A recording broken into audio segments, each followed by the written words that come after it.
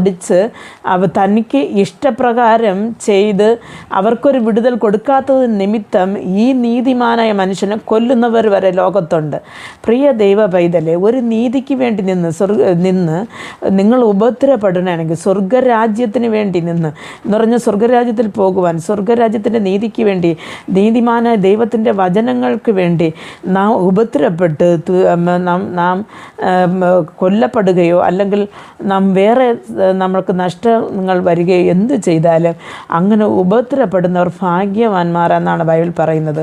എന്ന് പറഞ്ഞാൽ അവർക്ക് സ്വർഗരാജ്യം നിർബന്ധമുണ്ടെന്നാണ്. പ്രിയ ദൈവ പൈതലെ, ആയതുകൊണ്ട് ഈ ലോകത്തിലുള്ള അല്പകാല ജീവിതത്തിൽ നമുക്ക് എന്ത് തന്നെ നമുക്ക് നേരിട്ടാലും നാം ദൈവവചനത്തിൽ നിന്ന് ആ വലത്തോട്ടോ ഇടത്തോട്ടോ മാറാതെ ദൈവനീതിക്ക് വേണ്ടിയും ദൈവവചനത്തിന് വേണ്ടി നിലനിന്ന് ജീവിച്ച് നാമും നമ്മുടെ തലമുറകളും സ്വർഗരാജ്യത്തിൽ പോകുവാൻ നമുക്ക്